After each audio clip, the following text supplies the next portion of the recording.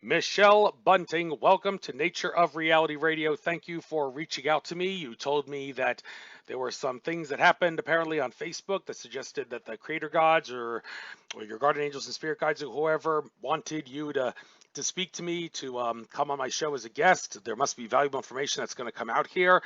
I asked them to guide and protect us, and I'm sure that they will. I've no doubt they will. And I'm looking forward to seeing what this is about. But of course, like I do with almost all my guests, except for the ones that are complete and total household names that have given their life story so many times it's not necessary, but that may not very well be the case with you. So I think it makes sense for me to ask you to first question. Please tell us who you are. Who is Michelle Bunting? What did she experience? What happened to her that causes you to do the stuff that you do? From a primary source perspective, please make this a fun and educational life story for everybody. You've got the floor. I will shut up and put myself on mute, and I do not have Alex Jones-itis. I will not interrupt you. So go right ahead.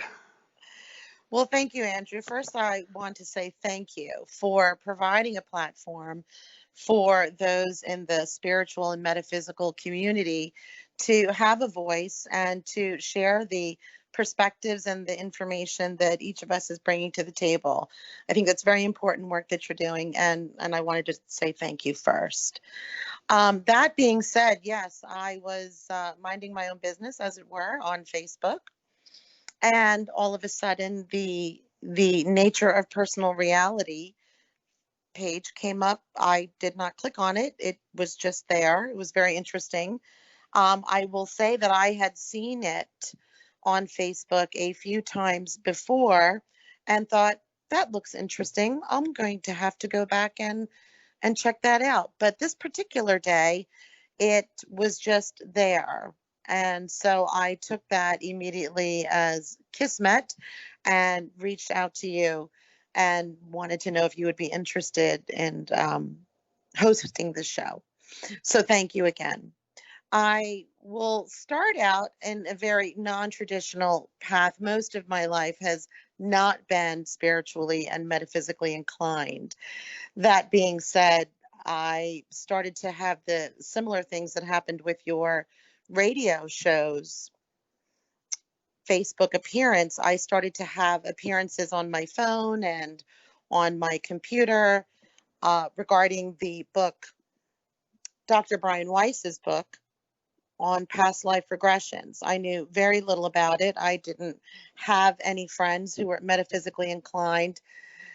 And this happened for about 2 to 3 months, where the appearance of this book was consistently showing itself on my phone and on my computer. So one day I gave in and said, I'm going to find out what this is. And I ordered the book online. And do you know, ever since then, and that was over 2 years ago, ever since then, the book nor Dr. Weiss's material has come up on any of my technology ever since, which I still find interesting to this day.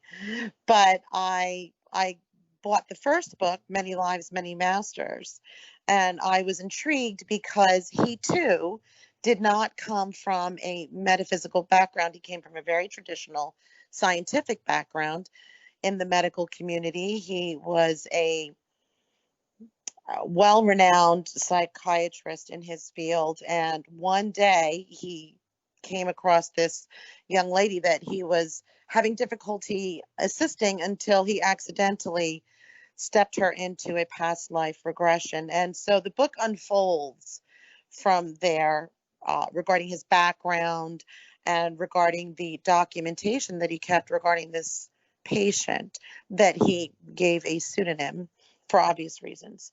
And it took him 2 years to actually release the publication of this book because he was very nervous about how it would be received in his non-metaphysically based community. And so I read the information. It was a very intriguing story. And he asserted in that book that anyone could do it. And I like to experiment with things. So I thought, well, we'll just see about that. And so I created the template. I decided to order the rest of his books and I read them all. And I created this template, a model that was based on his research and his approach. And I gave myself, I attempted it on myself first, and it worked, but I came to soon realize why he had the model of there being a facilitator like himself on the other side as the regressor is having the experience. And so I convinced one of my friends who, like me, was not very metaphysically knowledgeable to take the role of a facilitator. I created the script, I gave her the instructions, and lo and behold, I was able to step in for a full regression this time. And it was completely amazing. It was a journey that was filled with emotions, thoughts, experiences that I was actually having in the body of a different person at a different time.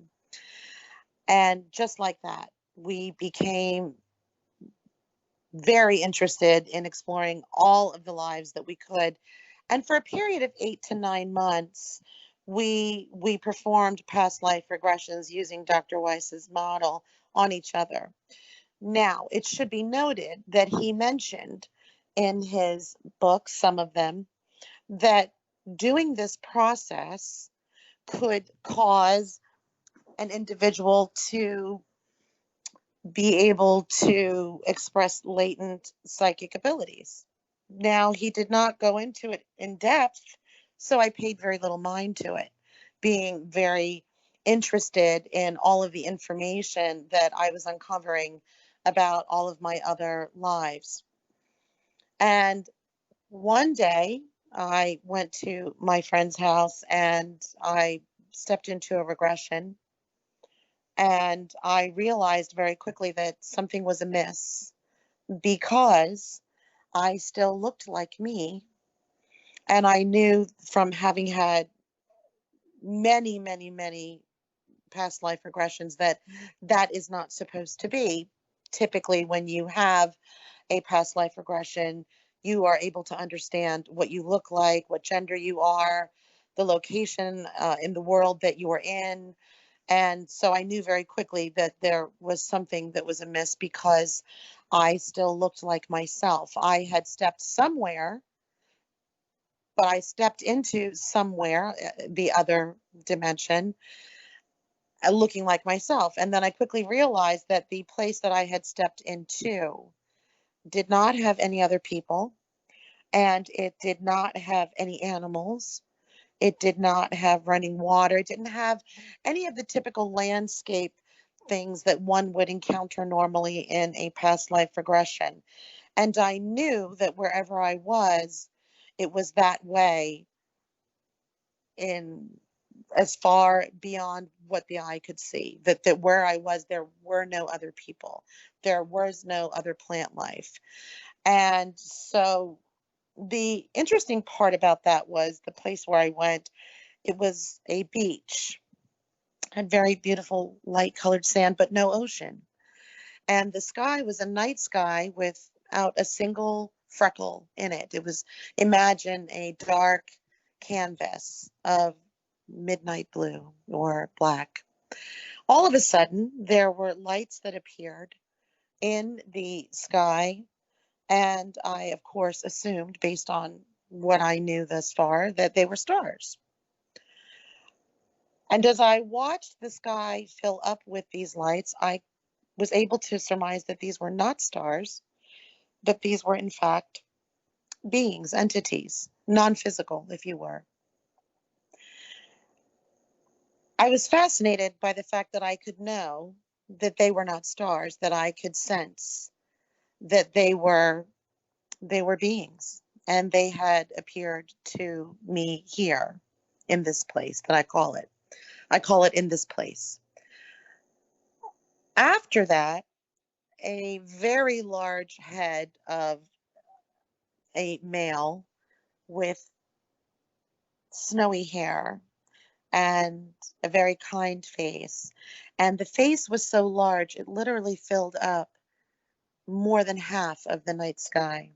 So imagine, if you will, that where the sand is on the beach is completely light, and yet when you look up, it is a night sky. So there is day and night, there is both, which was very interesting. I could not at the time figure out how that could be.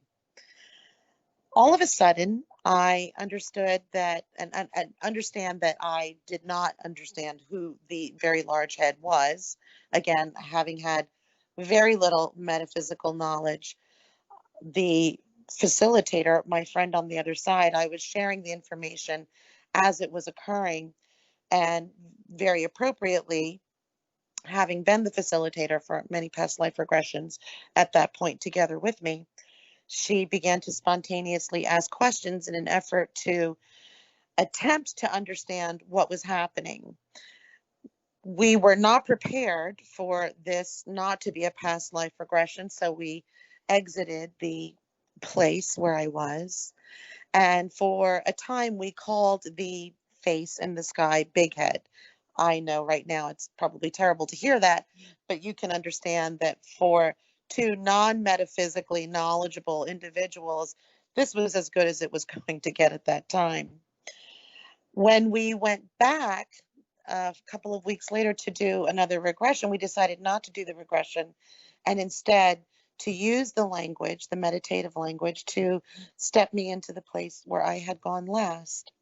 And sure enough, I stepped right into that place. I looked like myself. Everything was normal as it was the time before.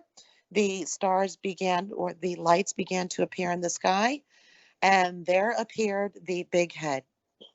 But this time we were prepared. We may have not been very metaphysically knowledgeable, but we are intelligent women, and we can try to figure out a puzzle at the very least. So there was a list of questions that was prepared in advance of my re-entering this space.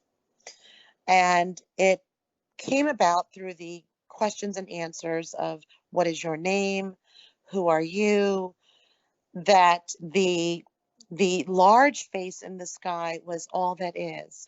Now, when she asked what his name was, the answer that was given was very slowly, and I can still remember the weight of a very, it didn't hurt, but there was pressure. And the answer came very slowly, and it was, I am that I am. So we were able to deduce that that was source. That was, as Seth calls the source energy, all that is. And we proceeded to have she proceeded to have a 20-minute, almost a 20-minute conversation with the I am, which we refer to now as the I am experience. At that discussion, it was revealed that I would begin to channel. I didn't know what channeling was. I decided not to get lost in that term, but to rather keep the conversation flowing. And that I would be able to address any of my questions to another being. Whereupon one appeared next to me on the sand. There were then two palm trees, and the image of a man was sitting down very casually. Imagine a white shirt and dark pants where the sleeves are rolled up almost to the elbow and the cuffs of the pants are rolled up just under the knee and your knees are bent. Imagine that look. And that we would be able to address the rest of our questions to this being. And when she asked what was the name of the person that we would be having the conversation with, the answer was Seth. So you have to also understand at this point that we didn't know who Seth was. We took it with a grain of salt that that was the name, and we were going to proceed, and that's exactly what she did. And for the rest of that session, she asked the remainder of the questions on the list. Now, retrospectively, I understand that now, understanding more about the law of attraction, understanding more about the flow of energy, not only to us and through us at all times in our connection to all that is and to each other. But I now understand the law that Abraham refers to when Abraham says, ask and it is given. What had happened during the past life regressions was that after a past life is over and you transition out of that body, you are able to go to the place where your inner being went after you have left that body. And those memories are also contained within you. They are also a part of your individual Akashic records. So these are memories, and this is information that anyone can tap into using this method. What had started to happen after several months is I would transition out of a body of a particular life that I had regressed to, and I would go to what I then called the other side. And when I got there, typically in the beginning, there are normally family members that you know, could be teachers and guides. There was a group of teachers, a family of teachers, but only one spoke. And so, being very metaphysically naive, we began to ask the typical questions that one would ask, let's say, of a medium. Questions like, when am I going to achieve my next career? Very temporal questions, which, of course, that is not what this family of teachers was there to impart. That was not the wisdom. That was not the knowledge. That was not the information. So we were able to surmise very quickly that those kinds of questions were not going to generate answers that we would understand. Instead, what was happening is we were generating answers that we did not understand. So if my friend asked about when will I be able to achieve the next leg of my career, the answer would, of course, be from the viewpoint of creating your own reality. The idea that all is within your own control, that each of us is a very powerful, unlimited, eternal being having physical experiences.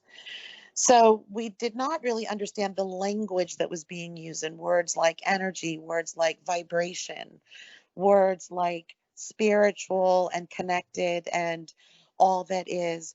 We did, and it became this enormous puzzle where I would go to the other side in an attempt to retrieve information, but I was constantly getting these other words that I didn't understand in context.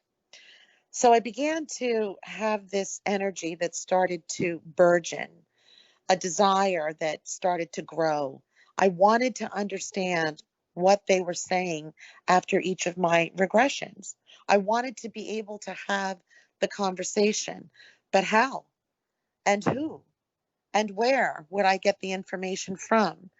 And I remember one day I was just pacing my house. I was I was very frustrated, and another friend of mine had called out of the blue, which of course is not a coincidence. And I was explaining to her my frustration that I wasn't able to understand the language that these teachers were using, but that I wanted to, that I realized there was some worthwhile knowledge to be had in this communication if only I could understand what they were saying. And don't misunderstand me, the words were English. I just didn't understand the context in which they were being spoken to me relative to the questions that we were asking. Rather, my friend was asking while I was in that place on the other side. And so my other friend who had called me said, "Why don't you share with me some of the things that you're being told, and let me see if I can help you to figure out this puzzle." And I began to tell her the words and the phrases and the information that I was getting. And she stopped me halfway through and she said, "Oh my God, Michelle, that's Abraham." And of course I said, "Who is Abraham?" And she promptly sent me some YouTube videos that I could listen to. She said, "I'd like you to listen to this. And if this sounds familiar, I want you to call me back." So I said, "Very well." And I played the first YouTube video. And within 30 seconds, I knew that that was the teacher that I was talking to. It was the exact same words. It was the exact same language. I got so excited that I called my friend back. I was euphoric. I couldn't believe my luck. That's when I still believed in luck. And then what I began to do over the next several weeks is I began to inhale every bit of information that was available on YouTube by Abraham. I learned that Abraham is channeled by Esther Hicks, and I listened to everything I could get my hands on, still not understanding it, but with the repetition, listening 7, 8, 9, 10 hours a day, I was getting the hang of the language. So then I started to understand the things that I didn't understand that Abraham was saying. So the past life regressions then became much more useful as I started listening to the YouTube videos. We were able to have more significant conversations after I would transition out of each body, out of each life to the other side, to meet with this group of teachers who taught me to do a great many things. They taught me how to tap into my own Akashic records and how I could, with permission, tap into the Akashic records of others. At the time, I didn't realize the phrase was Akashic records. I called them the life plan rooms until I understood what they were. And of course, they were everyone's individual's Akashic records. So they began to teach me a great many things. But then I had another cycle where I had an enormous desire that was building to understand Abraham's teachings even further. And no matter how often I listened and how many different ways I listened to it, I couldn't figure out a few mechanical items. How does one create thoughts into things? How does one use the flow of their energy to create from non-physical into the physical? So I was understanding the words now, but not understanding the mechanics of what Abraham was teaching. And in this place of building desire is why I had the I am experience, because when you ask, it is given. It is law. And what I did not understand is that I was moving my energy without the restrictions of any limiting beliefs, without the restrictions of any false beliefs, because quite frankly, I didn't know enough to have any limiting or false beliefs in this metaphysical place of exploration. And so without those restrictions, the information, the answer to my ask was able to flow in very directly in the form of another teacher who would be able to assist me with mechanically understanding these energy questions that I had that resulted from my studying Abraham's works.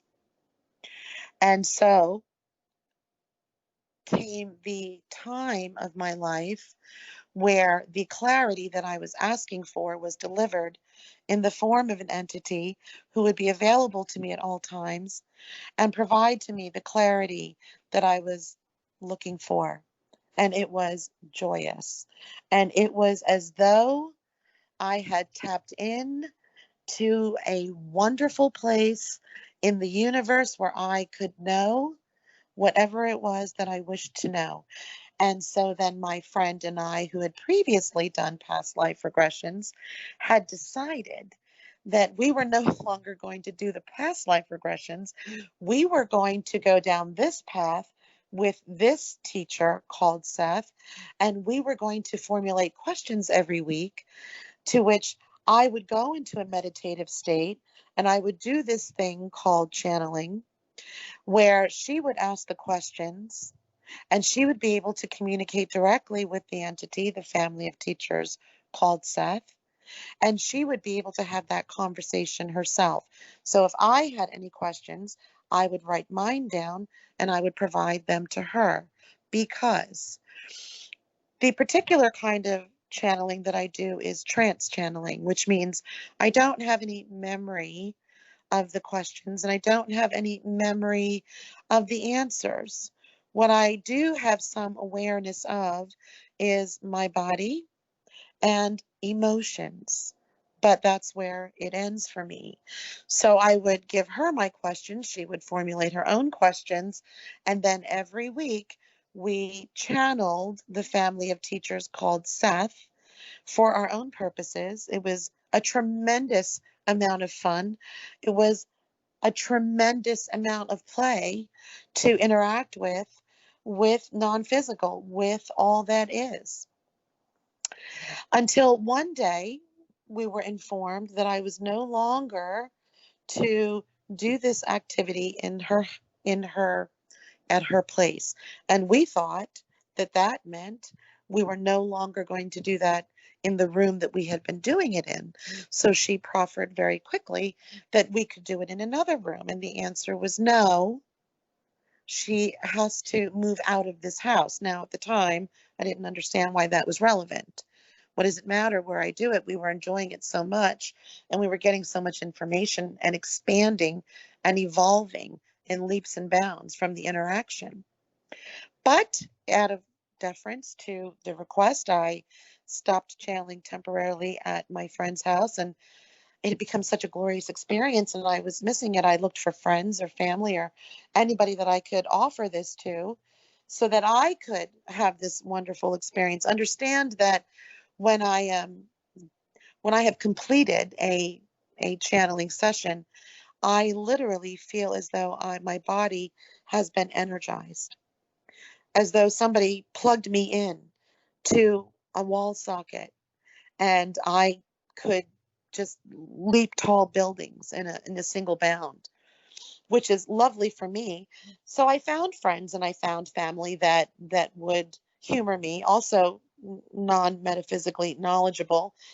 And then came the time where there was a shift, and I knew that I had to start offering this to other people as well. And so I phrased the question again at this point, still not understanding the ask and it is given flow of energy. I was thinking for about a month, who could show me the path to enter this industry so that I could offer this to other people who may be interested in this information?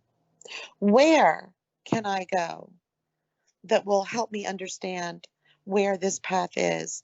And so the evolution of asking the questions over and over again for, I would say, 2 to 3 weeks in my spare time when you're washing the dishes or driving to anywhere to work, I would just very calmly point the questions.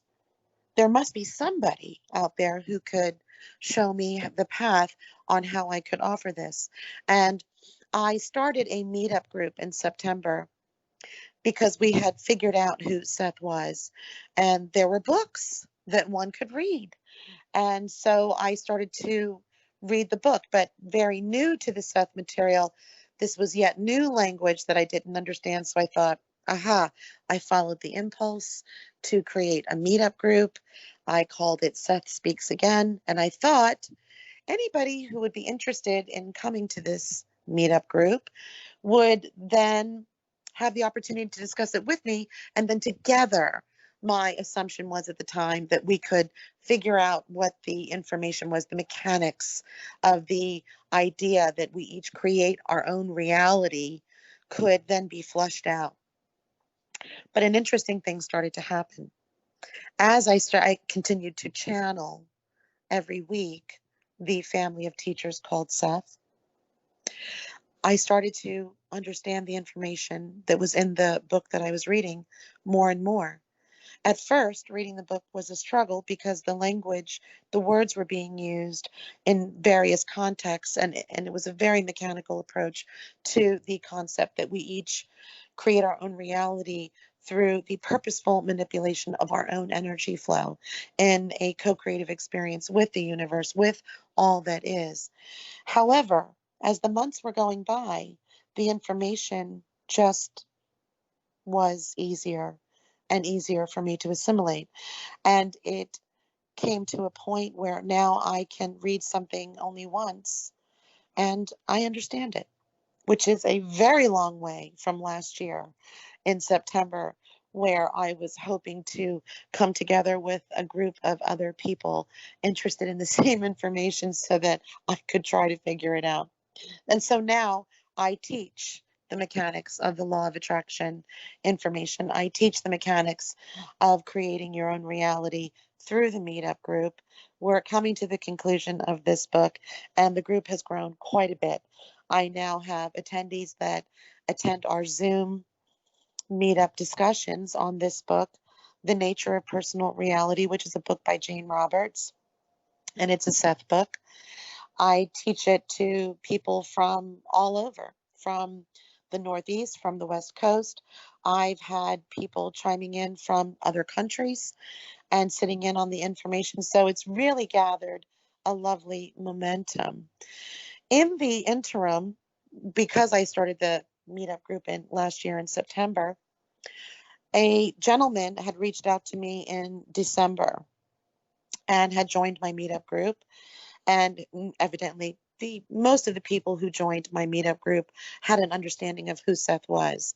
I was actually the only one who had very little knowledge when I began the meetup group on actually who Seth was. Luckily for me, most of the people who joined already had an understanding metaphysically of who Seth was in the community.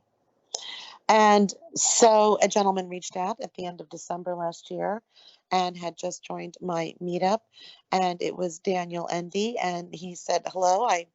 And whenever I have a new guest join my meetup, I always send a welcome message to let them know they're welcome, and we look forward to seeing them or hearing from them. Since the quarantine, it's hearing from them now.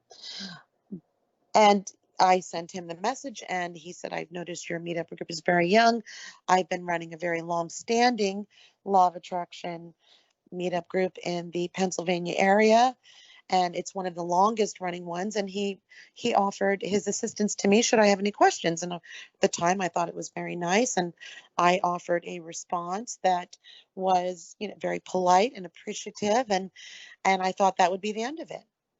And then he sent another message in response to it right after mine. And then I sent another polite message, and he sent another one, still offering help. And I realized at this point that when this cycle happens to me, this is non-physical getting my attention. So I looked him up, and I realized, lo and behold, he too knows how to facilitate past life regressions. It was one of the first times I would have encountered anyone in this field in person. So I arranged to speak with him 2 weeks later on the phone. Unbeknownst to me, he was looking for someone who had channeling abilities that he could explore the next level of awakening in the awakening journey of a channeling purview.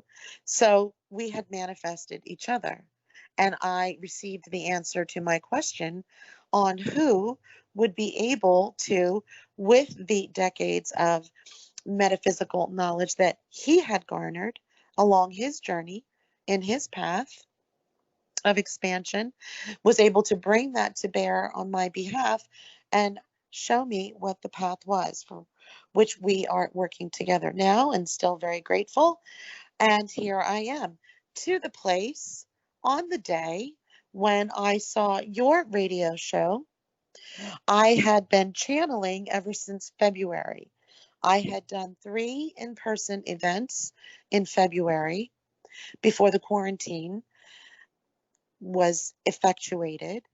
And then we began to offer the Seth channeling sessions on the Zoom platform. And we've been doing them on the Zoom platform ever since the quarantine began, with the exception of an event that I had last week in Medford. Was the very first time I have appeared in public to do an in-person channeling session. For the most part, they are all still being offered through the Zoom construct. And that is how we got here today. Long story short. Lovely story. And by the way, I noticed that you have been invited to speak to Sue Greenwald's 2021 um, Empowered Light Holistic Expo in Oaks, Pennsylvania. Unfortunately, I cannot attend that because the people who run the center, not Sue Greenwald, she was kind of an innocent pawn in this. The people that were running that center, who work there, the security personnel, I attended that conference barefoot, and because it was a spiritual conference, it seemed appropriate to do so. And I interacted with the guests and the speakers at the conference, and some of the people in the audience didn't seem to take kindly to what I was talking about, just like how David Icke got a lot of criticism back in the day for talking about negative things to wake people up. They did the same thing to me, and they complained about me, and then they decided that they were going to use the fact that I was barefoot as a cover story to say to kick me out of there. And they said, because you're barefoot, right before this was right before the last presentation, after I had been barefoot all day at the conference, that day and the day before, right before the last presentation, they said you have to leave because you don't have shoes on, you're a liability, get out of here. And after doing a lot of research, I realized that that was just a cover story to conceal the real reason they kicked me out was because the people in the audience didn't really like it. And Sue Greenwald, I mean, I did owe her an apology, and I did tell her I'm sorry when I went to one of her conferences that she held in Florida, in Orlando, in January of yeah, it was January of this year, before the whole shutdown happened. I told her, listen, I understand that you were just going along to get along with everybody there, and you were trying to stand up for your conference, and you were you banned me from all future Empowered Light Holistic Expo events in Oaks, Pennsylvania. As a result of that, you just had no choice because they were like coming down on you hard and all that. So I want to say I'm sorry that I made it seem like you're the one to blame. I should have shifted all the blame to the people that kicked me out, and I actually ended that by saying, do you think there's any way maybe you can sneak me into the future Empowered Light Holistic Expos using a fake name and wearing a disguise? And Sue laughed and said, well, I value you a lot now. I see that you're really not a bad guy and all, but that's kind of too risky, so I really can't do that. So unfortunately, I'm not going to be able to see you speak at that conference because of that unfortunate incident. But I do wish you the best of luck at that conference. I thank you. I've been asked to speak at the Circle of Miracles organization. It's going to be by Zoom, and that's on July 26th. I'm sure you're welcome to sit in if you would like to. Well, I've been going to Circle of Miracles. I had been going to their Reiki healings on Tuesdays, and I actually paid Daniel Teague a lot of money to clear out all the negative energies. Apparently, there were some negative entities that didn't like people doing spiritual work there. They were trying to sabotage the place. So I used my own money to have Daniel Teague of Vegas Star Healings clear it out, and they seemed to like that. They didn't think that that was an invasion of their land or anything like that. So a Circle of Miracles, that's in like Doylestown or something like that. Yeah, that's I haven't attended any online events to any of the metaphysical places that I had been going to recently. I've kind of been on my own little trek and all, but once these places open up again, whenever that will be, I do plan on attending them again. But I'm not really the kind of guy that joins in on live conference meetings. I prefer to do the live, go to conferences in person, live and in person. And ever since it happened, I'm more of a research guy and doing my own thing now. But Well, a lot of people feel that way. A lot of people do prefer the in-person attendance as opposed to online. I think that for most of us, we've just kind of made do with what we could do over the quarantine. And actually for me, I have to say that it's been a very enjoyable experience. There are people who don't live in the geographic region that I have enjoyed meeting and rendezvousing with and exploring different facets of their journey and their paths as well. So for me, I really enjoyed the kind of Zoom approach online platform to meeting people. I have to say it's been very satisfying to meet people from all over. I'm glad you've gotten something out of it. And now on to some of the hard questions and all. About the when you say the names Abraham and Seth, a lot of people will hear that and think, could it be that these are the entities, Abraham, that the founder of, well, not necessarily the founder per se of the Jewish faith, but the first leader and promoter, and Seth, the relative of the Egyptian god Osiris. My Egyptian mythology may be a little rusty here, but they say that all these religious figures, Jesus, Buddha, Abraham, they and Muhammad, the idea that they did not exist and they're all fake is not really the proper way of looking at it. The more proper way of looking at it is that they did exist, but their stories have all been twisted by malevolent Illuminati bloodline factions that throughout the course of history have tried to distort the religions in ways that suppress human consciousness. But that does not change the fact that these entities did exist. And I can't help but ask, when you say Abraham and Seth, could you perhaps be referring to the entities that did exist regarding the founder of what we know as the Jewish faith, and the Seth being the one in Egyptian mythology? Well, in this context, how I'm referring to Abraham and Seth, when I'm referring to Abraham and the family of teachers that I encountered after many of my past life regressions, after I had transitioned out of the bodies of many of those past life regressions, when I refer to Abraham, I am referring to specifically the family of teachers that right now is channeled through Esther Hicks. And what's lovely about Abraham and the wisdom that is coming through that form is that Abraham very generously communicates and shows up to a great many people. So I felt very grateful that in my seeking that I was able to connect with Abraham on that level, which eventually led me to Esther Hicks's YouTube channels and videos.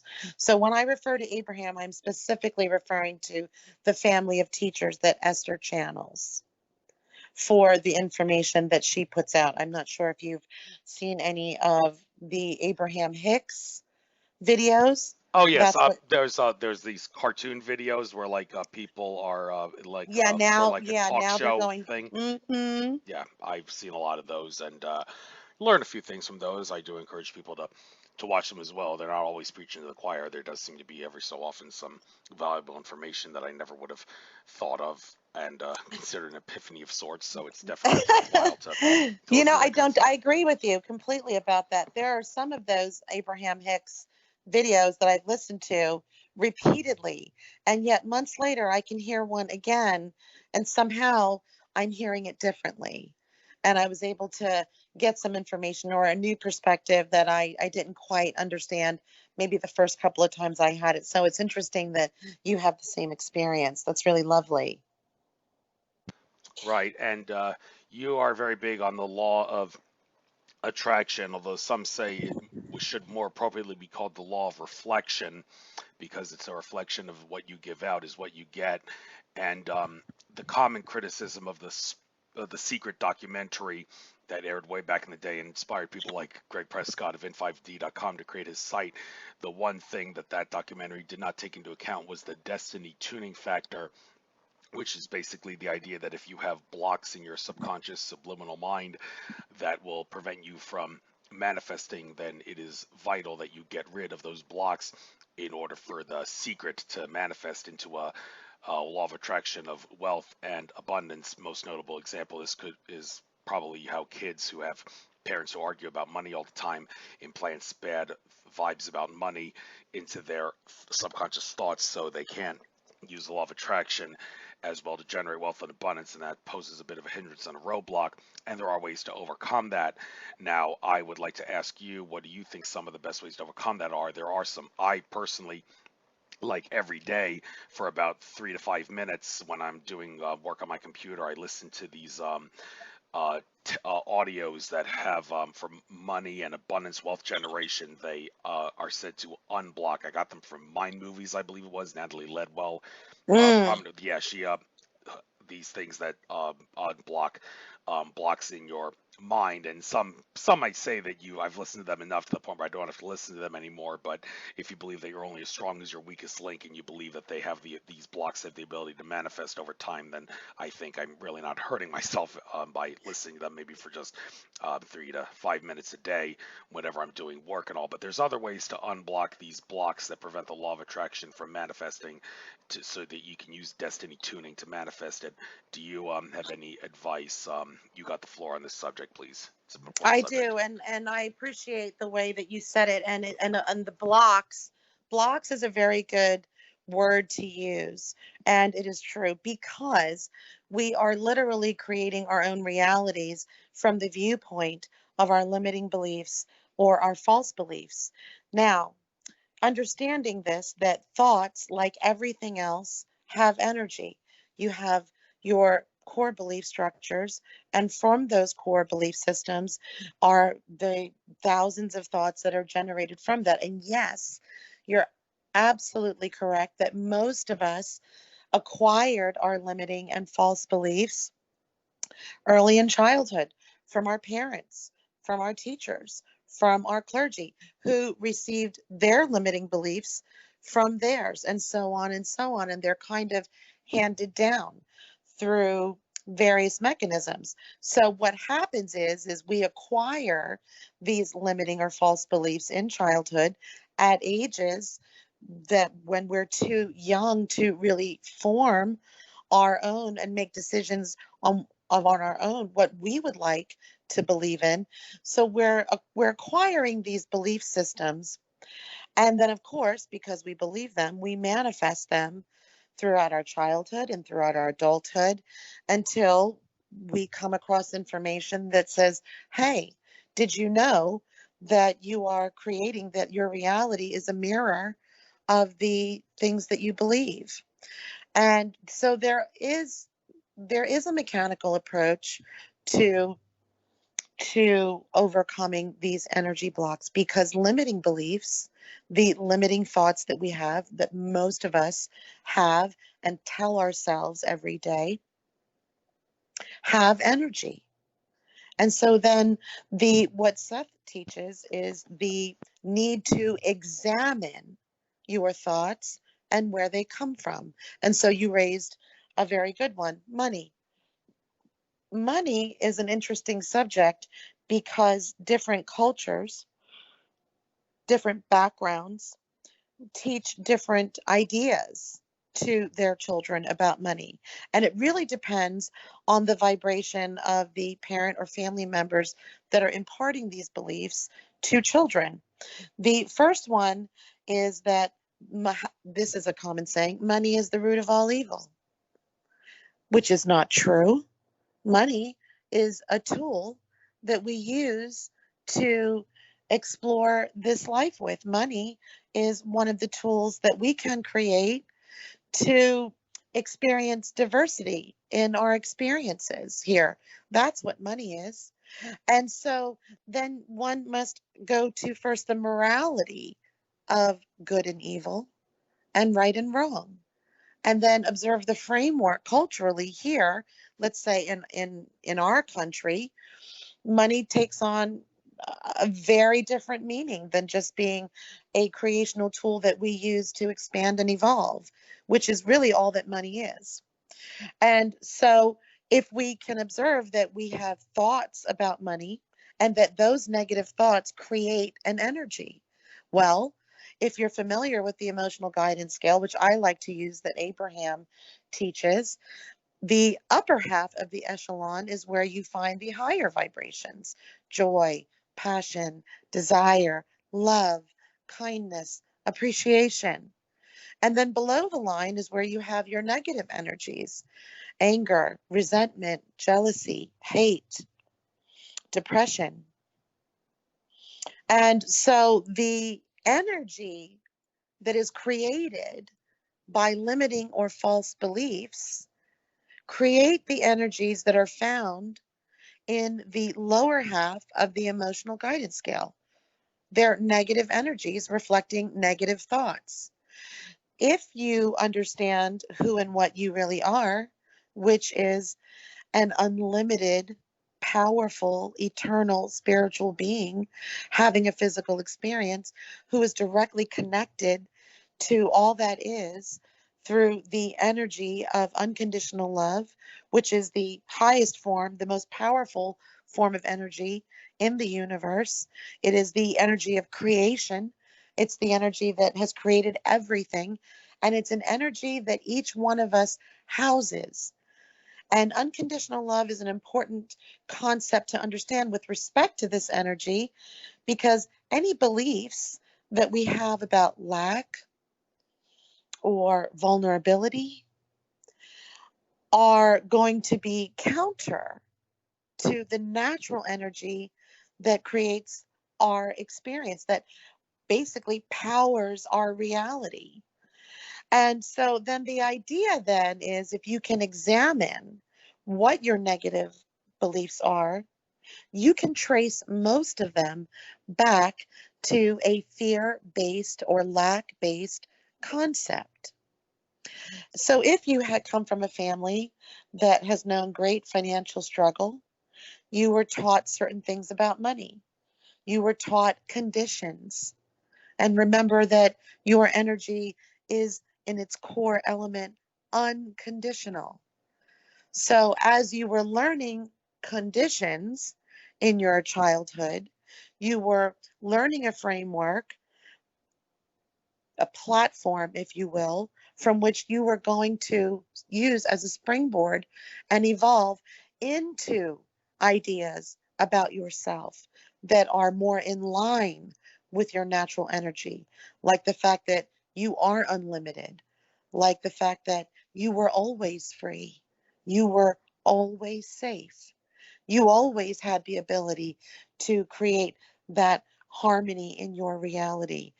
Difficulties that most people experience, challenges, issues, some people call them problems, are only a reflection of the beliefs that they hold. So if you inherently believe in the evil of men, or that mankind is essentially not loving, well, more often than not, people who have this belief are going to generate negative experiences with people that they encounter. If, however, you understand that every person walking the planet right now also has the power of that unconditional love, that energy from all that is, that connects them to everything and everyone, is flowing to them and through them at all times. If you understand and accept that about yourself, then you must be able to accept that the same is true for everyone on this planet, which is where the idea comes from that we're all together. We're all in this together.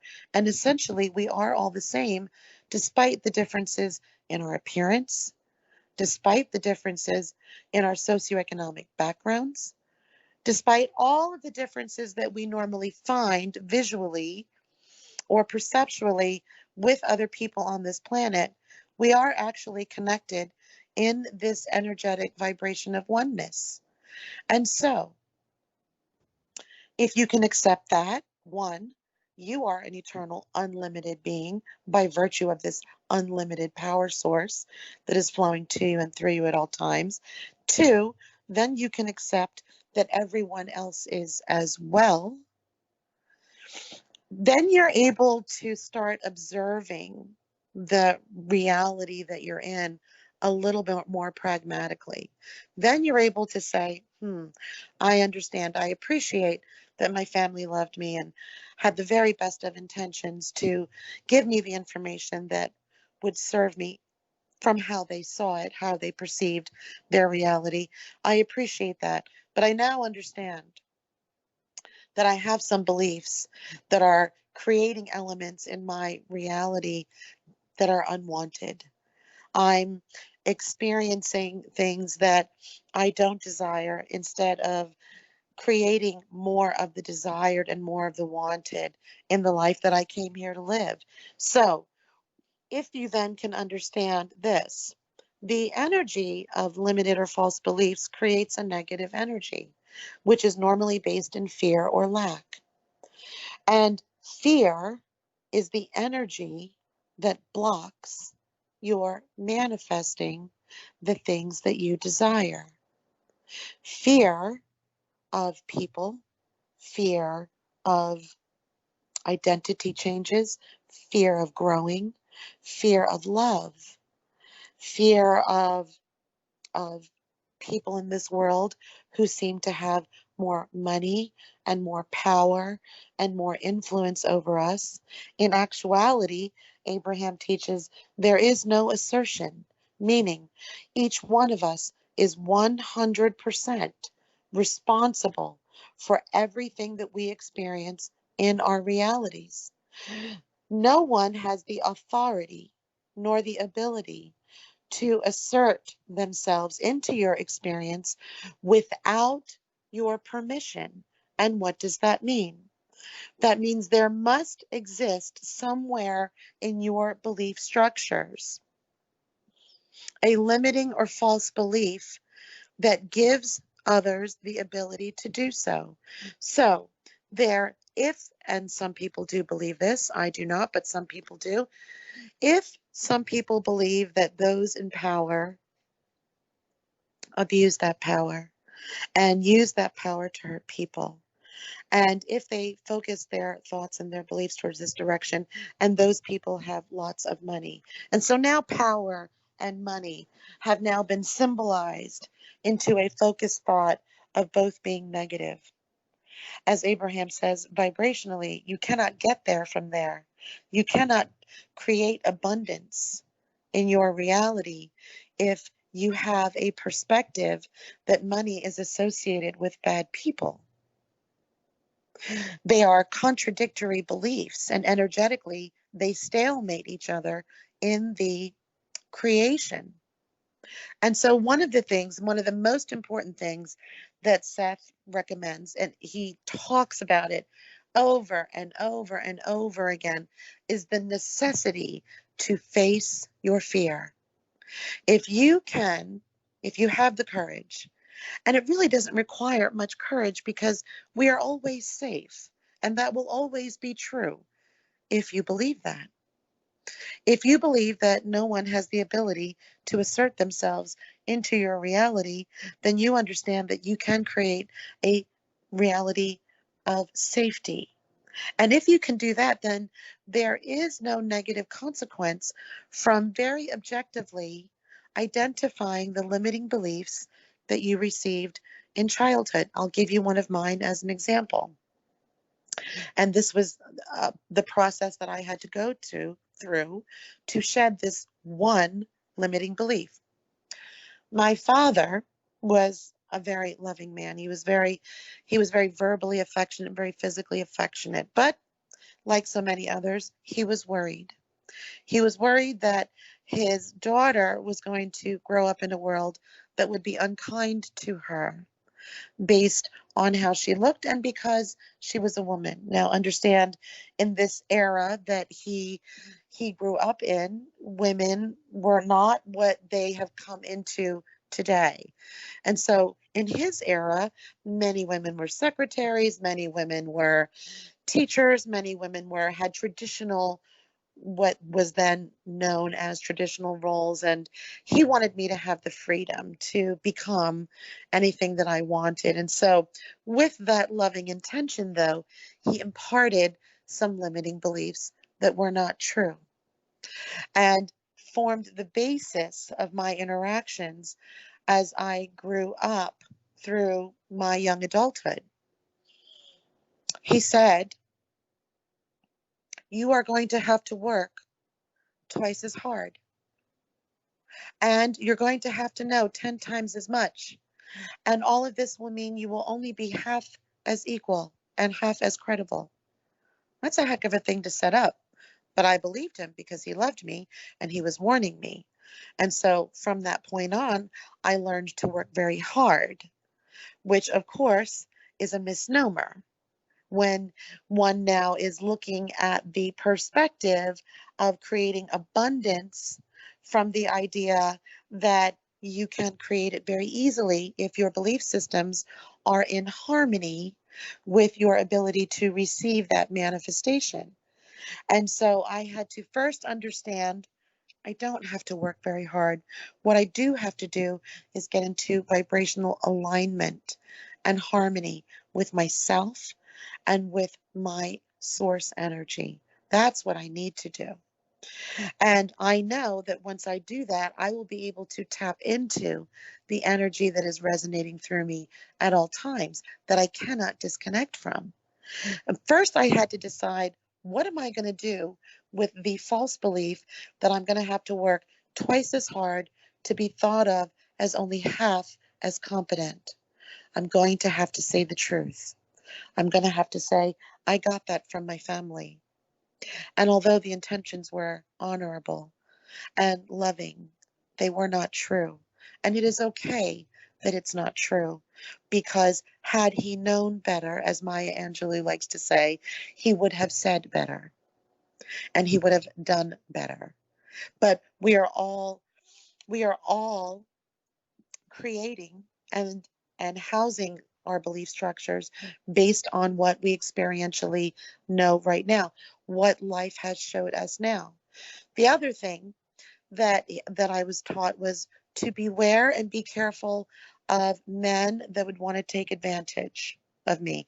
And I was very young. I was only in high school at the time, so he didn't elaborate over much as to all the different ways that could mean. But what did that say? It said separation. It said difference.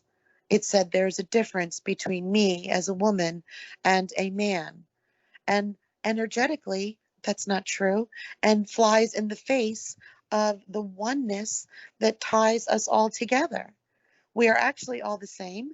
Yes, we came down here in different physical appearances to have different perspectives, but other than that, we really are one. We are the same. I recognize the power in you, and I know at an elemental subconscious level, you recognize it in me as well. And we are friends. And the unconditional love that is flowing to you is something that I can resonate with. And the same can be true for you of me. And so there was no need to set up a construct early on in my childhood about separation, separation between cultures, separation between genders, opinions on different religions. I received opinions on different forms of sexual orientation, and none of it is true. Not a bit of it is true. And yet, the validity of each one of our realities is concrete, because each one of us is experiencing a reality that is a mirror of our belief systems. And so, using those as examples, what one would do is to say, ah, I understand. I was taught to believe that I am different and that I am separate from everyone here on this planet. I now know that is not true. I now can see and understand that what is beautiful in me is also beautiful in you. And I can purposefully focus my thoughts so that I recognize that in you. And I know that energetically, when I do that, I'm going to create a rendezvous between you and I that's going to be enjoyable not only for me, but it's going to be very enjoyable for you too. I can use my energy and the focus of my thoughts, the power of my will, to back down the energy of the fear-based, limiting, and false beliefs that I was taught. Now, you can imagine I was taught a great many, as was everybody pretty much, for the most part, on the planet. We all received them. So first is identifying it. Second is acknowledging with love where it came from. Understanding they did the best they could with what they knew, and that is okay, because we all are still in the process of expanding. And it is always okay for other people to be standing in a different vibrational position than I am, because their journey and their path is just as honorable as mine. Now, you may be expressing it differently than me.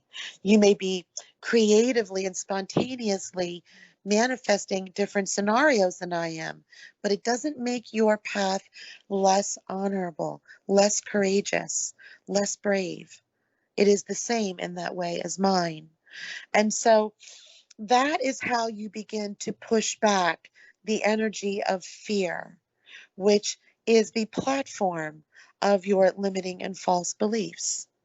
Once you can acknowledge that fear, and let us go to something more direct. I have given you one way of acknowledging your limiting and false beliefs and how to academically roll that information back with understanding and with appreciation and with love.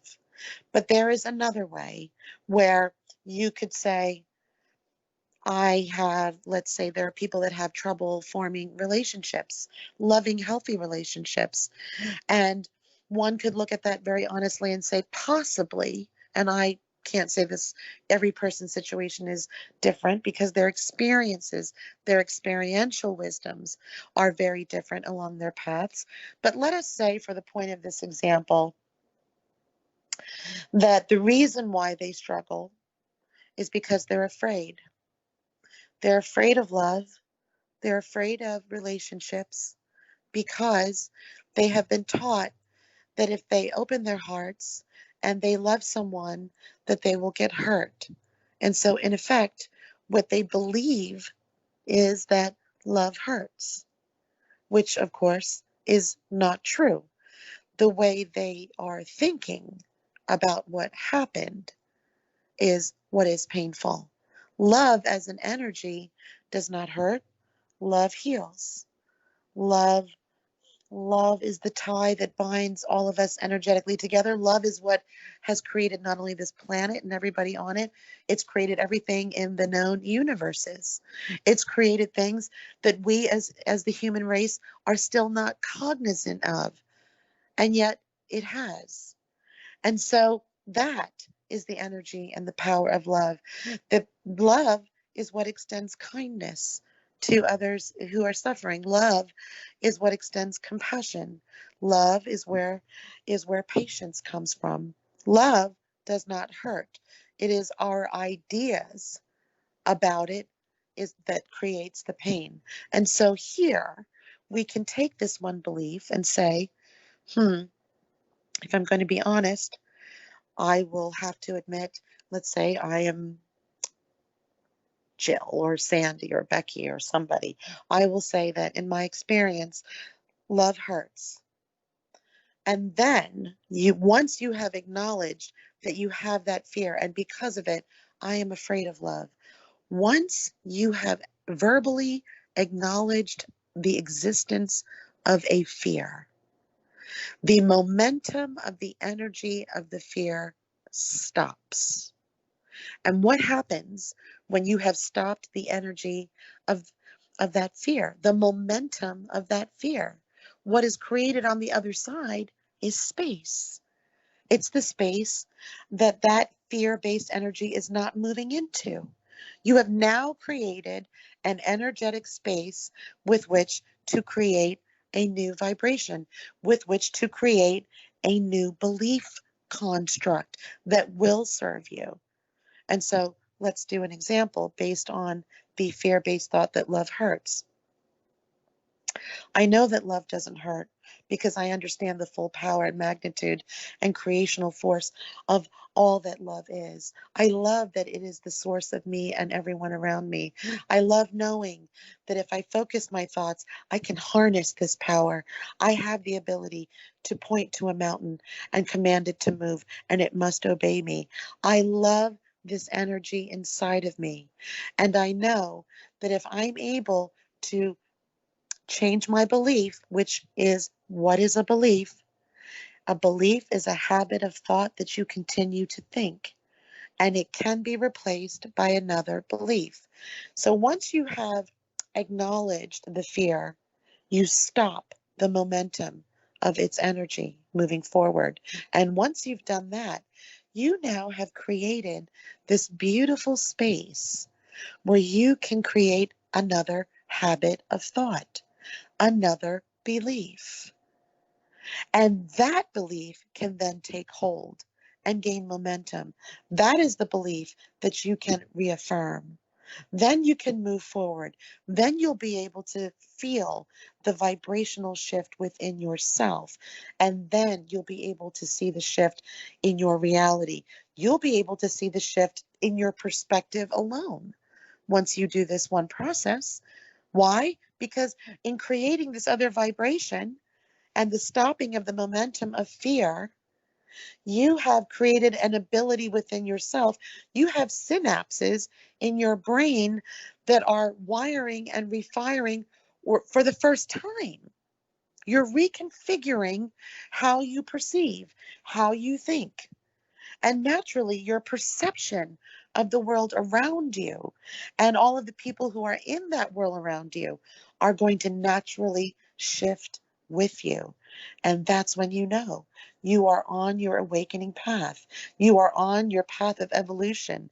You are on your individual path of becoming the next higher version of yourself in this physical body. Because whether you believe in the Christ figure or not, he was a healer and he understood who and what he really was.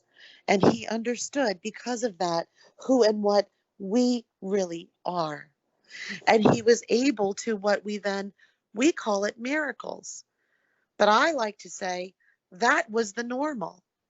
that that level of consciousness and expansion of harmony and oneness with ourselves and each other and all that is the power that we came here to flex, that we came here to master.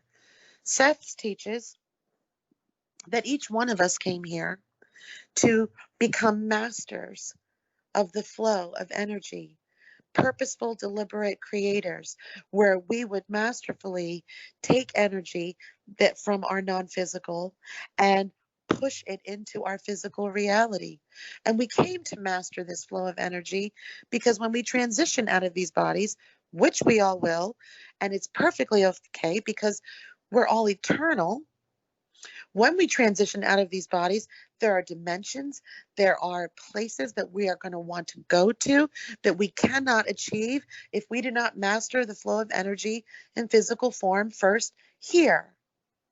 So we're constantly expanding and evolving even after we leave these physical bodies.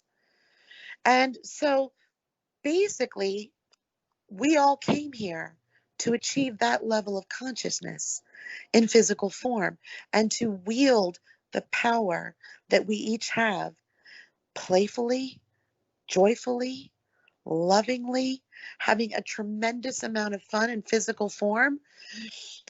We can drink coffee here. Most people take that for granted. You don't have taste buds when you're back in non-physical. We can enjoy the deliciousness of chocolate, really good chocolate. I like mine with some almonds in it. You're not going to do that. There are pleasures and joys that we can only experience in the physical. And we came to be the beneficiary of the power that resides in each one of us in creating the most deliciously creative, spontaneously fun realities that we could imagine here if we could just get beyond the constructs of our limiting and false beliefs that most of us learned in childhood. This is the end game. This is the goal. We can all bend the spoon. We all have the ability to walk on water. We all have the ability to connect with non-physical. We all have psychic abilities.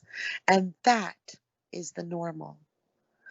What we're doing now with separation and anger and judgment and opinions, this is not the normal. This is not normal to our natural flow of energy that is within us. That's what we're trying to overcome. And so that's why I do channeling sessions and offer this information, this wisdom mechanically to anyone who's attracted to it, who can learn to face and overcome your fears one by one, and then take actions based on those new energies That's it. That's the path to freedom.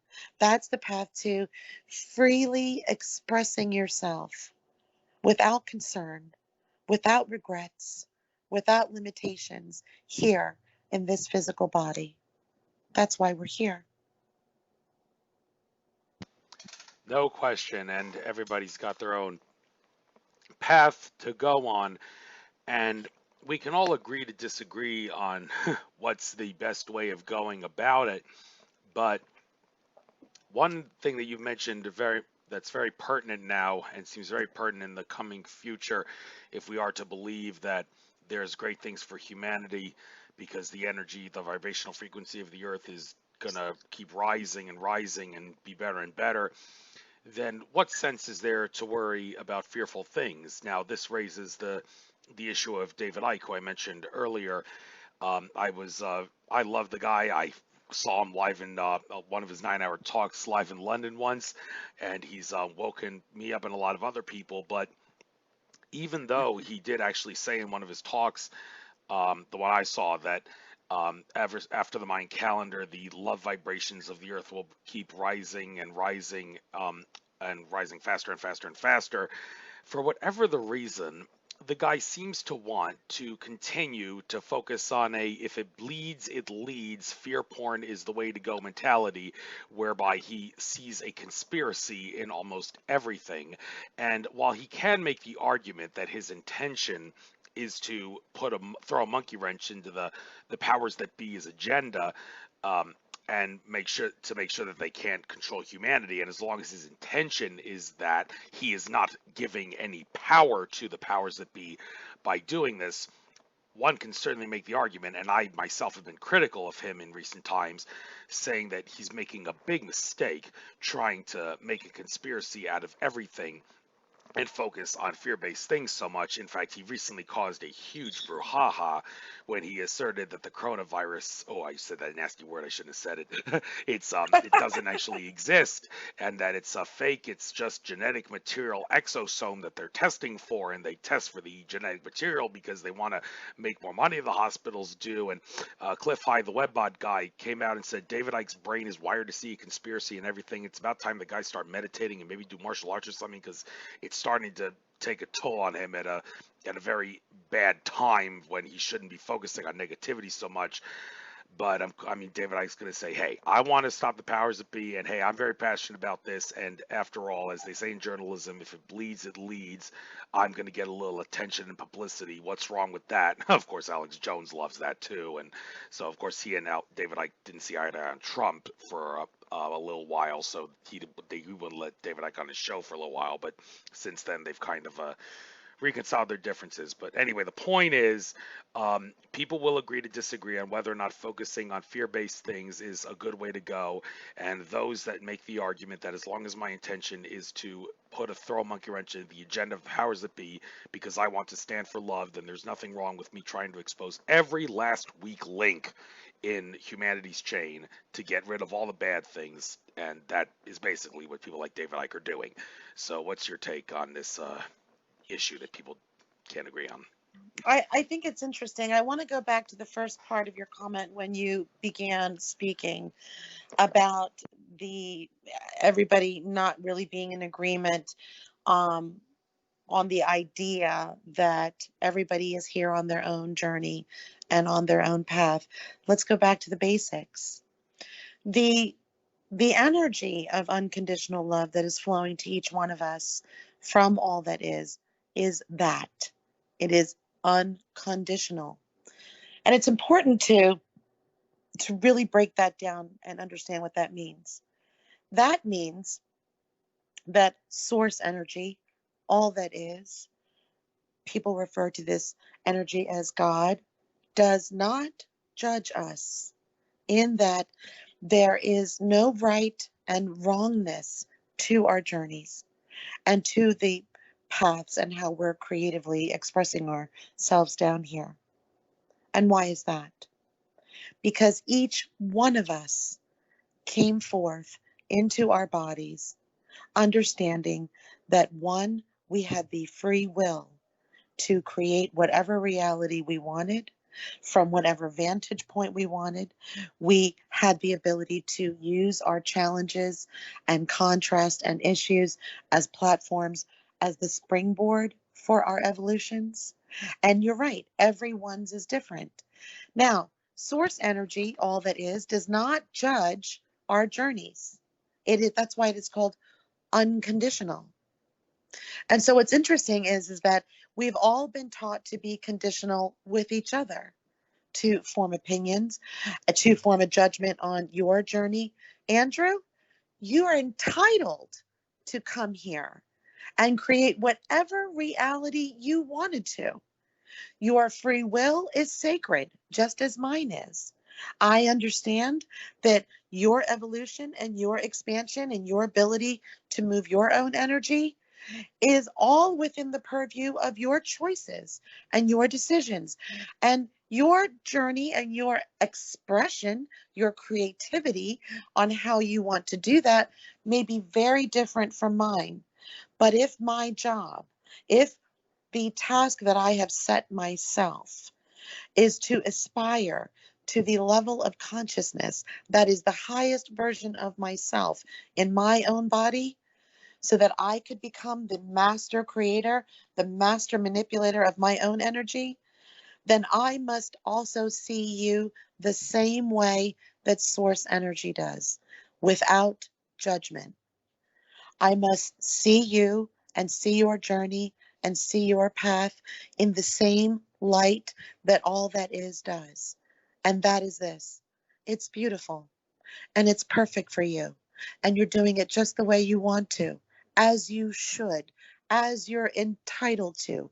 As such, as you have your own inner being, you have your own higher self, just like I do, who knows exactly what it's doing, who knows exactly the work it wants to accomplish here, who knows when to turn you left and right so that you can follow your impulses and really enjoy the things that you create.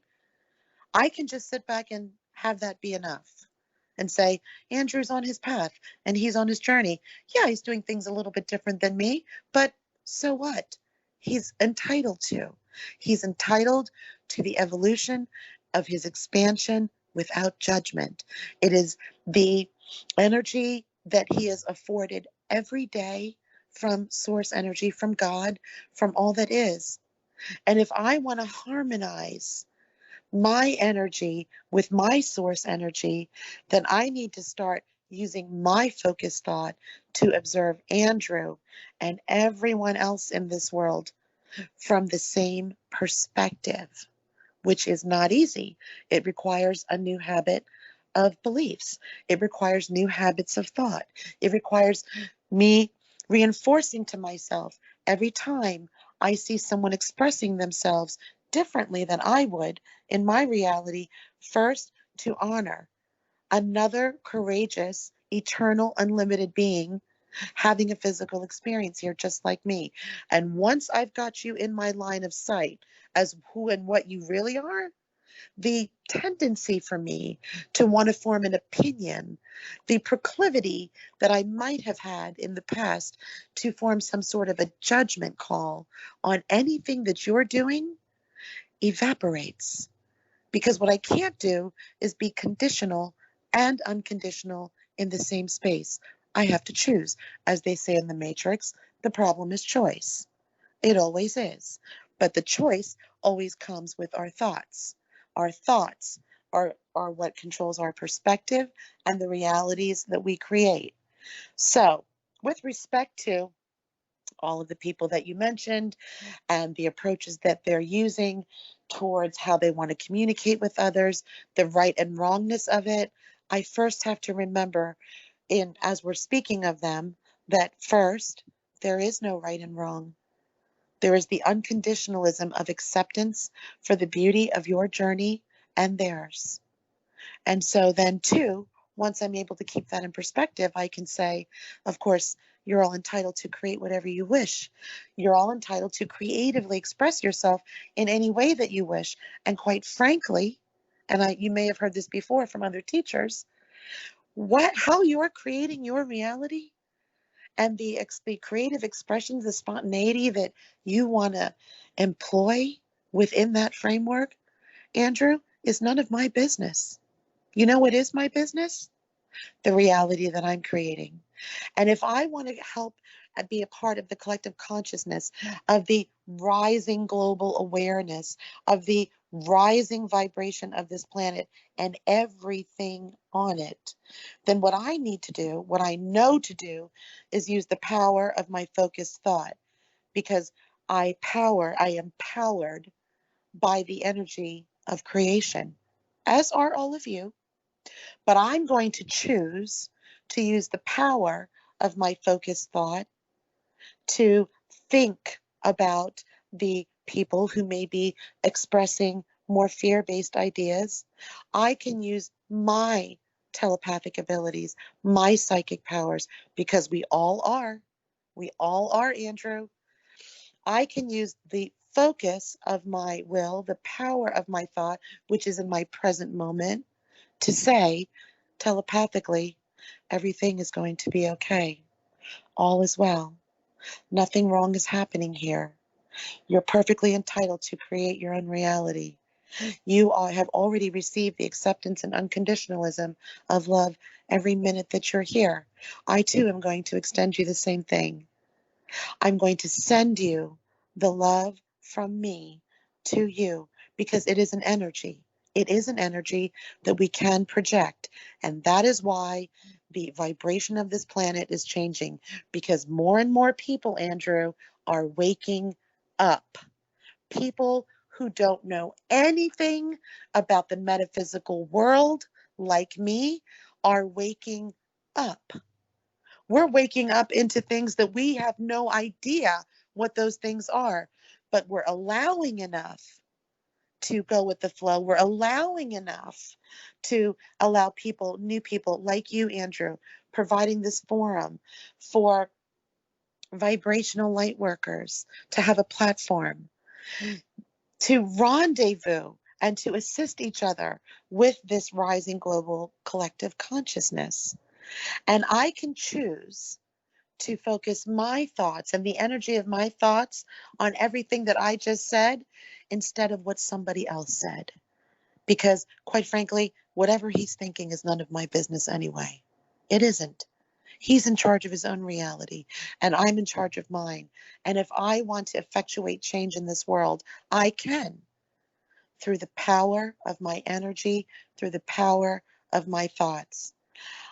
I house the energy of creation, as all of you do, and I can choose to use it to punch it outward into this world.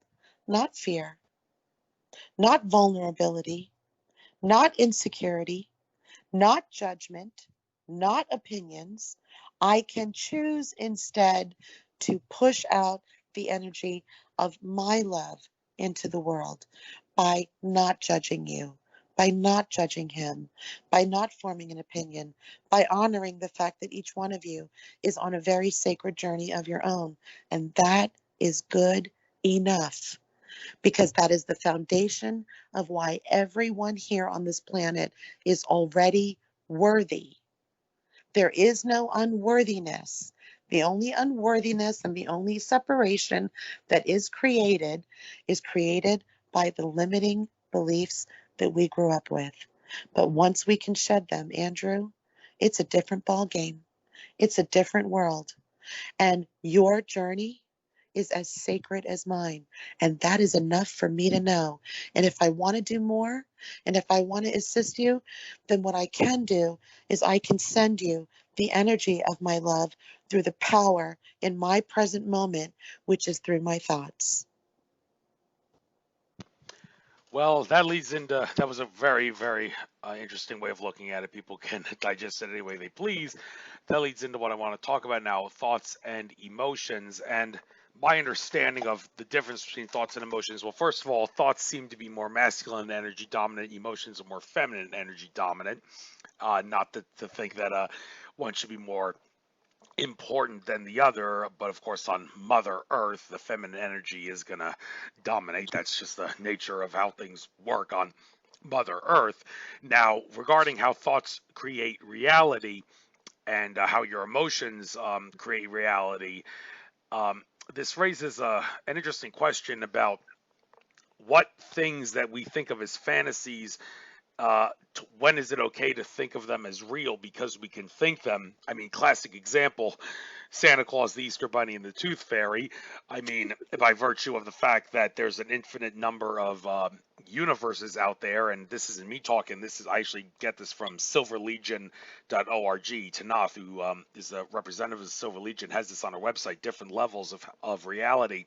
There is one level, one plane, where basically there's an infinite amount of it, where every thought that we can come into existence has to exist in that reality. So by that sense, Santa Claus, Easter Bunny, and the Tooth Fairy do actually exist.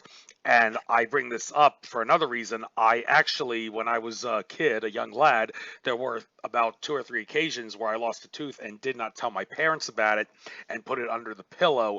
And lo and behold, the next morning, there was a dollar bill in the envelope in place of the tooth. And some would assert that your parents did notice you lost a tooth and didn't say anything to you about it.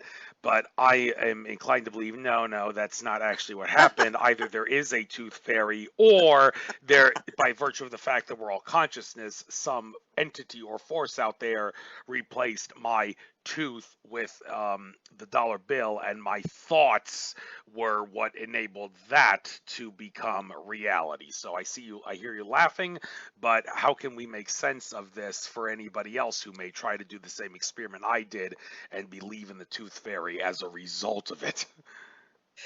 I, I laugh because it's a cute story. It's a wonderful story, and it's a story of manifesting. And and you manifested when you were just a child. So I laughed in joy that even as a child you were basically exercising your power, and how smart you were. Now, there are an unlimited number of universes. There are, but let me say it in this way. There are versions of you having other lives right now. As you probably already know, time does not run the way we think of it here. Time, we have a 3 o'clock, we have a 5 p.m., we have a 10 p.m., we have a past, we have a present, we have a future. But time actually occurs simultaneously. So while I call them past life regressions or future life progressions, these are all lives that I am living in other times, in other dimensions, in physical form right now. On top of that, I have the other versions of myself that I have created here as Michelle Bunting. So when Michelle wanted to have an apple or an orange and decided to have the apple, the thought, which is powerful enough to create a world, the thought of having the orange did not evaporate into nothingness. It created a reality where I had the orange instead. When I decided to get married, there is a reality where I decided not to get married, and so on and so forth. And so then you can begin to kind of sense the scope, the breadth and scope of your existence, not only in all of these other simultaneous lives that you're currently experiencing, but also in the other versions of you, the other probable realities that you created in this life alone. So, with that understanding, then, for those who want to test their their creating abilities, we first have to discuss the validity of each person's reality. And it doesn't matter what the belief is. So, we'll use your example. You believed in the tooth fairy. You believed in the tooth fairy. But did you? Did you believe in the tooth fairy? Because then it begs the question, why did you sneak the tooth? And this is what Seth teaches regarding examining your intentions and your expectations, because they have a role in the reality that you create. So when you placed the tooth under the pillow, was it to test the belief on the tooth fairy's existence? Or Was your belief so sound in the tooth fairy that you knew you didn't have to tell your parents? You could just put the tooth under the pillow and you knew what would happen after that. And it's important that we make the distinction. Well, frankly, I don't know what I was thinking when I was a young lad, but I'm glad that you brought up the fact that that's what makes the difference. Yes. What exactly you're thinking there, and while I don't want to glorify myself on my show, I want to give my guests the chance to have some glory. What you just said about time being non-existent, we're all in one place at one time, for lack of a better description. Um, that leads me to want to actually tell you another little story of sorts that I have no reason to believe is fake, because an Akashic Records reader and galactic historian by the name of Andrew Bartzis told me this. And after I tell you this, maybe it will help you and other people make sense of the nature of how reality works and how Source wants to play games with us, so to speak. Here's the deal. There was, according to Andrew Bartzis, another timeline where I did not get cut from my baseball team in my sophomore year of high school by my joke of a baseball coach who cut me because he thought that I was going to be too much of a distraction because everybody liked to joke around with me, and he figured I needed to cut Andrew even though he's kicking ass and being the best player on and for everyone else. He's going to be a distraction, so I got to kick him off the team. The assistant coaches did not like that at all, but that's what he did. Had he not done that, according to Andrew Bartzis, I would have actually played enough to be a member of the Philadelphia Phillies Major League Baseball team. And Mm. what's interesting about that is that there were two Philadelphia Phillies players who played on the Phillies in one of their down years of 1996, Pete Incaviglia and Lee Tinsley. First of all, regarding Pete Incaviglia, he's best known as being the greatest slugger in the history of college baseball. I found myself obsessing about him and thinking about him so much, and I didn't know why. And when I discovered that when my family was on a trip to Florida down in, I think it was late 1999, early 2000, or what if I have to admit 2000, because that was the like spring training for when he was on an independent baseball team. I discovered it wasn't that far from where my family was staying. I asked my parents, "Can you take me there so I can get my picture with him?" And I did, and it was a wonderful experience getting my picture with the greatest slugger in the history of college baseball, and who played with the Phillies in 1996 and was also in the 1993 World Series for that matter. And Lee Tinsley, there was a baseball game that I went to, a Phillies baseball game in 1996. Lee Tinsley was the batter playing for the Phillies. He fouled off a ball. The ball was flying in my direction. It hit like the upper deck, and I had leaped out of my seat at that point, but the ball took several bounces, landed in my seat. The next thing I knew, like half a dozen hands were fighting over the ball in my seat. The old man sitting next to me was the one who came up with it, and he looked at the ball, he looked at me, and he felt sorry for me that I didn't have the chance to get the ball, even though people were fighting over my seat, so he decided to give me the ball. I went home with a souvenir. Well, according to Andrew Bartzis, Lee Tinsley and Pete Incaviglia were both coaches on that Phillies team that I play for in an alternate timeline, which raises the question, okay, is this the universe's way of saying wink wink in another timeline? These people are significant characters, and I'm screwing around with you in these ways to show that to you. Do you have anything to say about this now that I've told you this cute little story? Yeah, I think it's, well, first of all, we're you these other versions of yourself that are in existence. You are in communication with these other versions of you.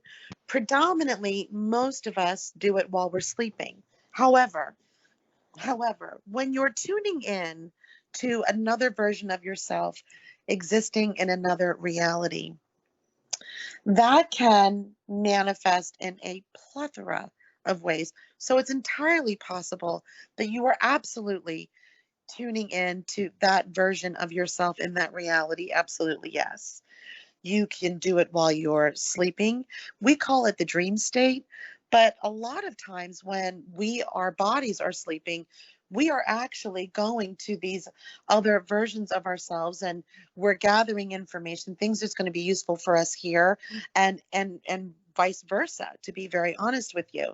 So I absolutely think that that's what was happening. And if you were sensing that, then intuitively you knew that too as well. Fair enough. I because I have no reason to believe that it's not the case. If an Akashic Records reader says it, and Andrew Bartzis has no reason to make up what he sees in the Akashic Records, then I tend to think it's true, and that's why I've made him my number one source of information on my show, even though a lot of things that he says are unverifiable. I have no reason to believe he's faking it. So, but um, getting back to what I said about thoughts and emotions, about thoughts being masculine energy and emotions being feminine energy dominant, do you does that resonate with you, or do you think that's kind of not a appropriate way of looking at it? Well, I mean, certainly you have the choice of looking at anything the way you want to look at it, and you can look at it in a way that harmonizes, with the intentions of the reality that you want to create. However, that being said, understand that we have right now, you are Andrew and I am Michelle, and you have chosen a male form and I have chosen a female form. But you and I have existed in other bodies as other genders, as other races, as other religions. We have had so many other physical experiences that both of us are able to resonate the male and female energy. I think that the male and female energy, from my point of view, from let me say where I stand in my journey so far, I definitely resonate both at different times in different situations, and it's noticeable. And I think the same is true for everyone. I think that Mother Earth, as we refer to her as Mother Earth, is an energy form as well and resonates her own energy. And we have ascribed it the feminine energy. And so it is. But it's just as true and it would be just as valid if a group of people for representing whatever group wanted to ascribe the energy of the planet as male. Now, here's really the question. Here's really the perspective. Is the perspective that they hold with respect to, let's say, wanting to ascribe male energy to the planet, is their belief any less valid than those of us who ascribe, let us say, female energy, the feminine energy, to the earth? And the answer to that question is no. There is no difference in the validity of each of those beliefs. And that is how free flowing all of this is. It can be whatever we say it is, literally. It's more freedom than at times even when I comprehend it, when I sit down to evaluate the totality of the freedom. It literally can be, Andrew, whatever we say it is. Literally. And because of that, I try to not get pulled into the debates or the opposing ideas of should it be this or should it be that, because I understand first at its elemental level the validity of both is equal. It has to be energetically. Do you understand? Yes, I do understand. And well, one thing that I don't think anybody understands, and in the time we have remaining, I think I might as well kill two birds with one stone here because this always makes for great radio show conversation. I notice you have a thing here on one of your sites, Grow Towards Mind, Body, Spirit, and Wellness. It seems like nobody knows or understands the difference, just like nobody understands or knows the difference between dimensions and density, or if there is a difference. Nobody knows the difference between soul and spirit. While some consider them to be two different forms of the same thing, others say that there is a distinct difference, but the problem is, while some will say the difference is blah, blah, blah, others say the difference is yada, yada, yada, which in the end leads me to say nobody actually knows what the difference is if there is a difference. So, however, one of the more intriguing cases of making sense of what the difference between soul and spirit is was by George Kavasilis, who said that soul should be thought of the eternal isness, and consciousness and spirit emanate from soul, consciousness being the awareness of being aware, and spirit, the way he describes spirit, he said, think of it an analogy as a spear being thrown at something. You throw a spear at it, you spear it, and the spirit is the acknowledged representation of the soul being made manifest at different times and places within the acknowledged illusion of space-time. That is his understanding of the difference between soul and spirit, and also consciousness for that matter. I makes for great radio show conversation. So, lack of a better question, do you agree or disagree with that? And also, do you have anything to say about the difference, if there is one, between dimension and density? I see soul a little differently. I am a proponent of understanding and believing that each of us has an oversoul, and that there are layers to our existence. And I believe Abraham when Abraham says that not all of us came forth into these bodies, and that a portion of us remained back in non-physical.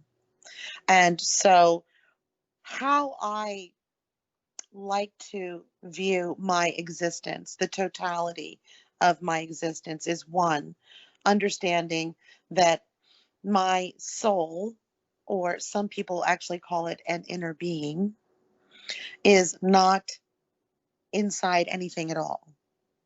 Meaning, when we say we have come forth into these bodies, when we look at ourselves in the mirror, we look at our hair and our eyes and our skin and our hands and our feet, we are actually looking at our souls in human form. So understanding this, there are portions of our existence that are in physical forms, and as we have talked about before, not only in the one here in this time space reality, but in also all of the other dimensions that we exist in, all of the other bodies and the other simultaneous lives. We exist as well in other dimensions, in the physicality of the other probable realities, meaning the other probable selves that we have also created of ourselves, not only in this life, but all of the versions of our probable selves and the probable realities that we exist from each life that we are experiencing physically. And then there is the portion of us that still remained in non-physical. There is the portion of us that is our oversoul, so to speak. I'm not sure if you subscribe to the oversoul theory and idea, but it is all connected. It is all one. Oh, yes, I do definitely subscribe to the idea that we're all one. Um, but of No, course, meaning in our existence, the yes, non-physical parts of us and all the physical parts of us as well. right. Although that raises another question of whether or not it makes sense to get into duality-based consciousness. Lily Earthling is one of the more controversial figures regarding this. Lily Earthling has said that the yin yang symbol and also the Mm. Merkaba symbol are not symbols that it's in our best interest to utilize those symbols, because they are duality in a sense, and they will keep you locked in the duality matrix, she asserts. But Lily Earthling seems to have a major weakness in deciding not to go with duality and being of a unity. She has unfortunately come to the point where she is so like polarized that she's willing to attack anybody who she disagrees with, and I see that as a problem. So this is another agree to disagree kind of thing, I guess. But when it comes to the idea of not whether or not it's in our best interest to use symbols like yin yang and matrix because they have a duality level to them, do you have anything to say about that? I think it's important to embrace that our dualistic nature. I think it's very important to embrace both.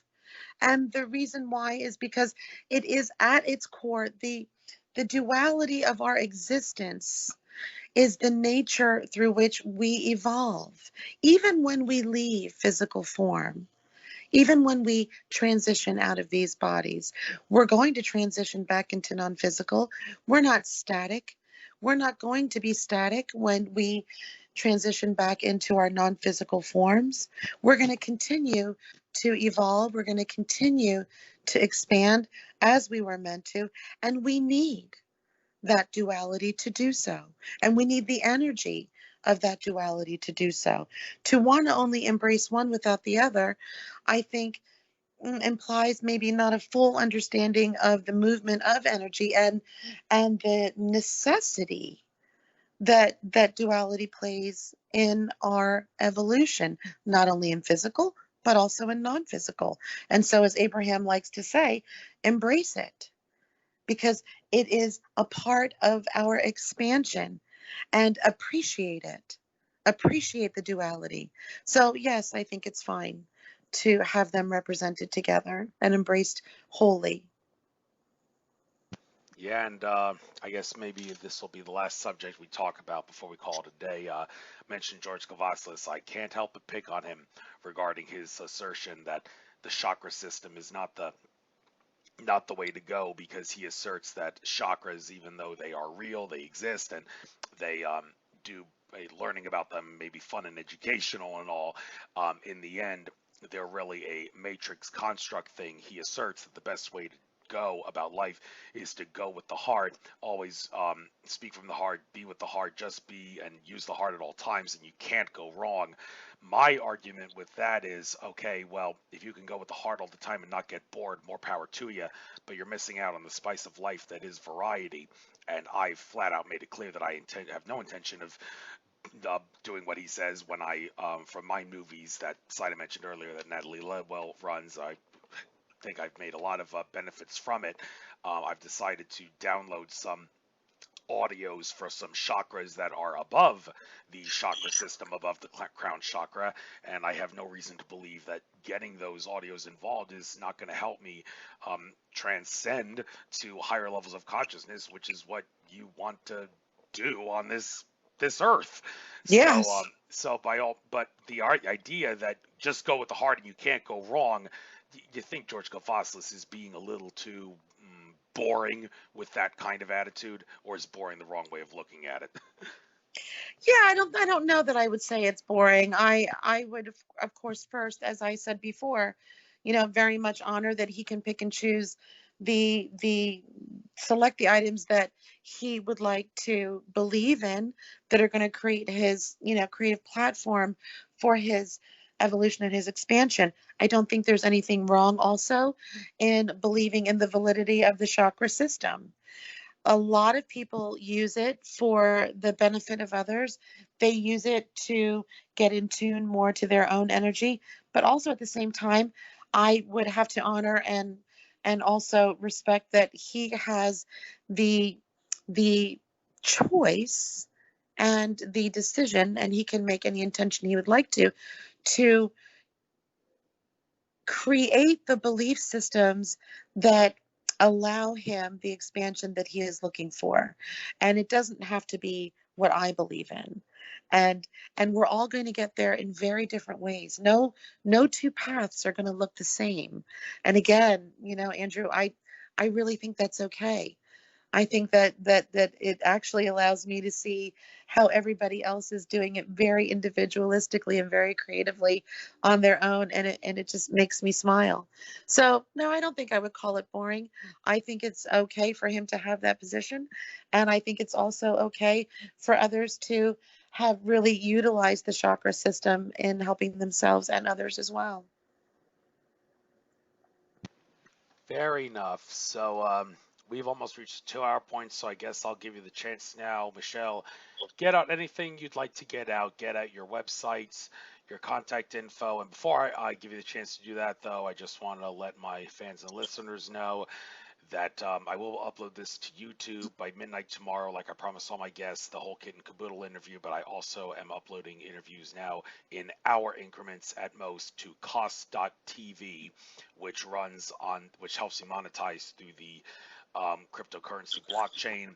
I can no longer monetize on YouTube. They kicked me off that ability, and they haven't allowed me to do it since I reapplied on Independence Day. I don't know what's taken so long, but considering that I keep exposing valuable information that the powers that be don't want people to hear, I don't know if that's going to happen anytime soon. So, by all means, I encourage people to, after I upload this to YouTube, listen to it there just for maybe 15 seconds to get me the sake of a view count, get some view counts up.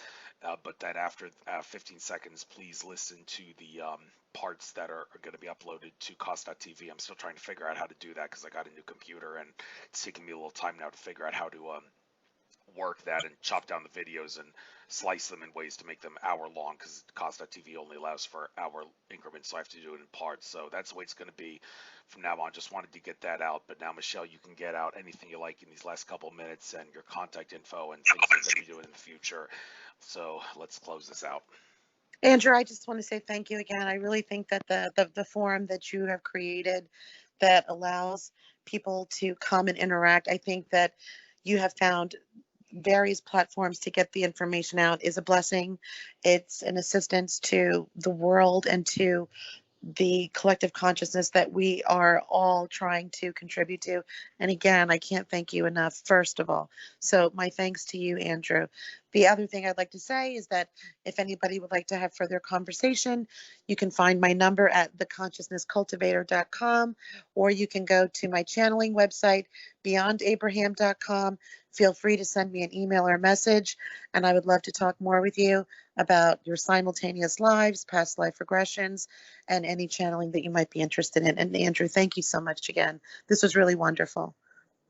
This was a wonderful interview, to say the least. I loved it myself. So, namaste. Enjoy the rest of your trek throughout infinite consciousness. Maybe I'll run into you. It's certainly not going to be at the Empowered Life Holistic Expo. I already explained why I'm not allowed there, but hopefully, some future event, I will run into you, and there's only going to be glorious things for humanity, even though we may have to weather through this unfortunate storm that is the COVID scandal, whatever. Well, it's not a scam, but it's all been overblown to many extents, and we just have to tough it out. Don't be fearful, and we will, in the end, see much glorious skies and things ahead. So take care. Namaste. Pleasure having you. Namaste, Andrew.